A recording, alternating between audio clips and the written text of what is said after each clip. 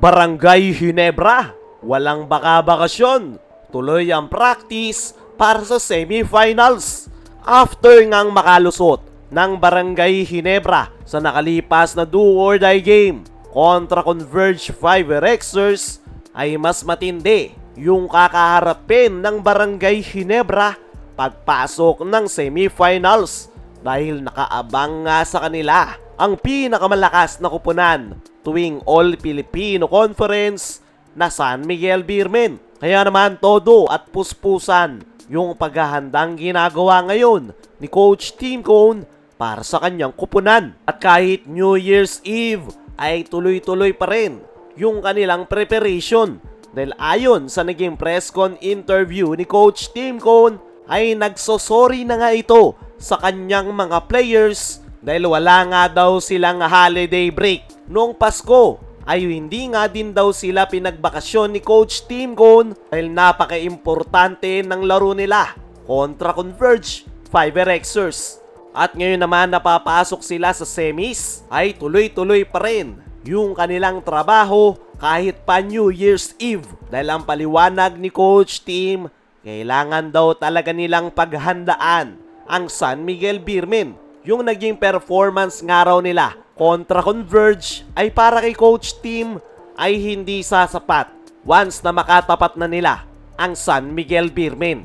Marami pa nga daw silang kailangang habulin at ayusin sa kanilang kupunan, kaya naman nagsosorry na si Coach Tim sa kanyang mga players at mga pamilya nito dahil kailangan daw talaga nilang maghabol at maghanda sa darating na Game 1 semis. Para sa akin mga chong, agree ako sa sinabi niya ni Coach Tim Cone dahil hindi talaga magiging madali ang semifinals kontra San Miguel Beermen. Yung pinaka magiging problema nga nila dyan ay si Junmar Fajardo, lalo na't hanggang sa ngayon wala pa rin nakuhang legit big man ang Barangay Ginebra at tanging si Japit lang yung kanilang sinasandalaan sa loob ng painted area. Kailangan ngang magawan ng paraan ni Coach Tim kung paano nila malilimit si Junmar Fajardo sa loob ng painted area.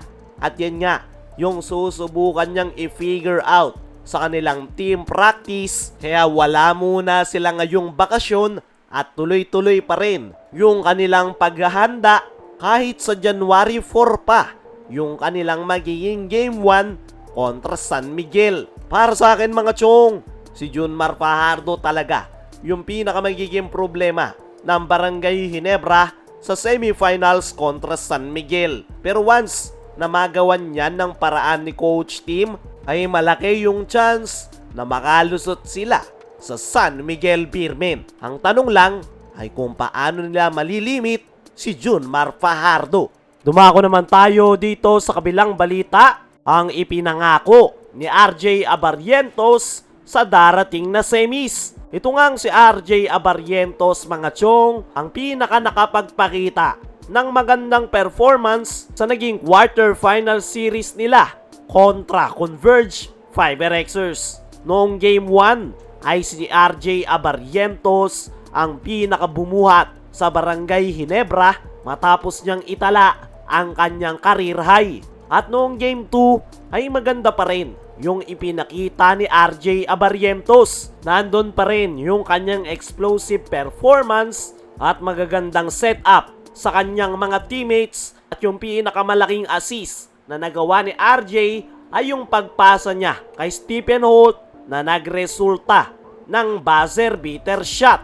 Ayon kay RJ Abarrientos ay mas mabigat nga raw ang paparating na semifinals. Kaya naman, kailangan nga raw nilang magdoble kayod ngayong San Miguel Beermen na ang kanilang makakaharap. Para kay RJ, wala nga daw silang oras para mag-celebrate dahil hindi pa tapos ang kanilang kampanya. Sinabihan na nga daw sila ni Coach Tim na tuloy-tuloy pa rin yung kanilang preparation para sa paparting na semis. At handa naman daw siya kasama yung kanyang mga teammates dahil alam nila na hindi magiging madali ang semifinals. Para sa akin mga chong ay itong si RJ Abarrientos ang isa sa pinakakailanganin ng Barangay Ginebra sa paparting na semifinals. At tingnan natin kung maganda pa rin yung kanyang ipapakita.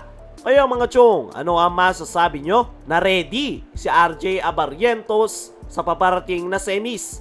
Ano rin yung masasabi nyo na walang baka-bakasyon ang Barangay Ginebra? I-comment mo lang dyan sa ibaba.